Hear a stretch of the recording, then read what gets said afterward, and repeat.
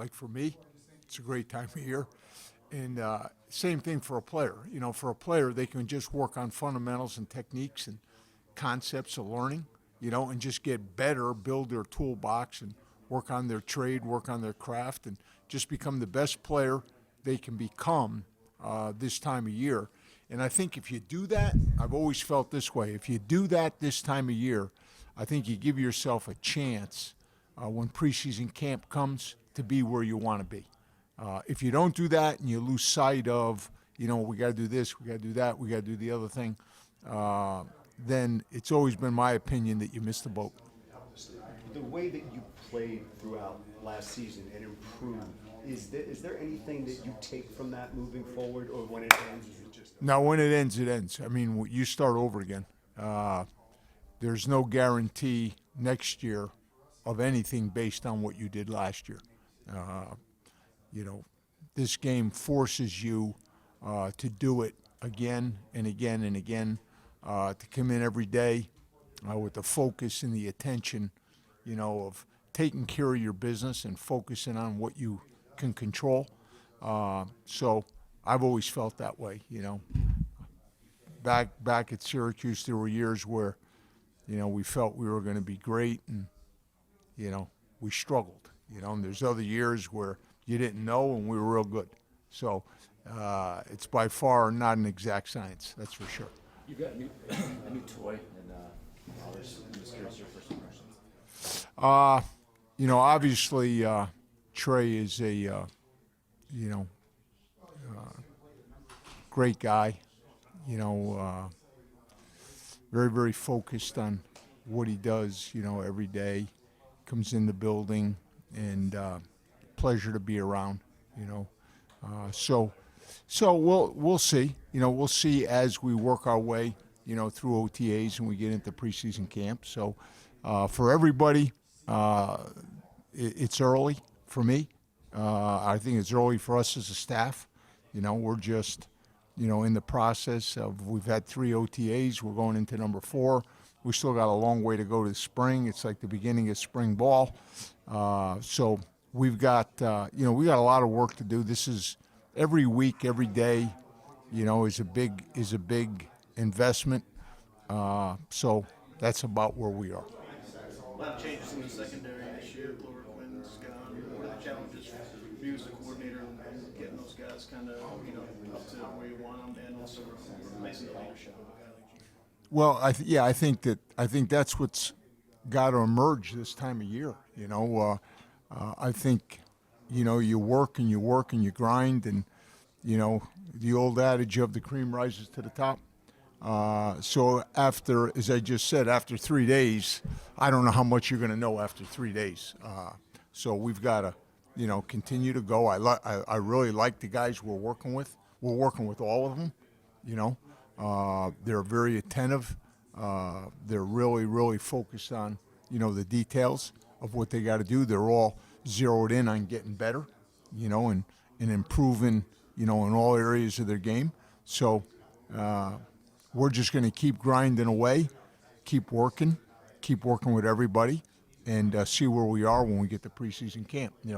Preseason camp, you don't have that many practices anymore, and you're into games right away, and that really, kind of tells you where you are, I think. Tells players, tells staffs where they are. So we're going to just try to prepare as best we can and get as good as we can until that happens. You're back and you got most of your defensive staff back. Is this one of the lowest turnovers you've been around? Yeah, it's awfully nice to have continuity, and we have the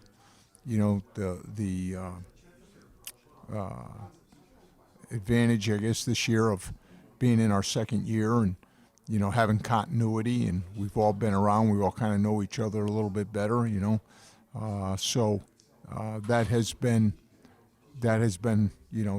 helpful. Well, just from a learning, and a communication standpoint, and I think you guys know that every staff, every defensive staff in America has different terminology and different language, and we're all probably doing about the same thing, and we all have a different way of saying it, a different way of teaching it, a different way of understanding it. So I think when you've been together, for a year, when you start to talk about concepts and techniques and fundamentals, it goes faster because you've already talked it through once, and you still got a long way to go with it. You're not going to, master anything in a year and a half, but it's just it goes smoother and it goes faster. Second round pick, Jelani's bigger linebacker. And around draft time, about the guys that are better for this particular scheme. Matt Patricia, how about you? What about the size of the linebackers and how they Yeah. play into your defense? Yeah, I think obviously, I go back to the 3-4 days when the linebackers were big guys. You go back to those. As a young coach, I used to go down and watch the Giants practice, and that, there you go. So the old days at Farley Dickinson training camp, and, they were big guys now. I mean, when you stop and think of Banks and Carson and, Vincent Brown, and obviously LT and Pepper Johnson. I mean, and every year it seemed like they had a lot of linebackers, but they always drafted more linebackers. It just seemed that way, right? You remember back. And I think size doesn't always matter, but obviously bigger, faster, stronger, It seems like the more the league allows, there's still old school traits and principles that still ring true, even from the early days. It seems like that's kind of maybe forgotten on some schemes or some people that would like me to cover the sport. Yeah, well, it's still, it still comes down to blocking and tackling, and I think one of the things in this day and age with the offense is so wide open, and the game being so much more of a space game, which is probably conducive to the smaller guys, the quicker guys, the better change of direction guys that can make plays in the open field.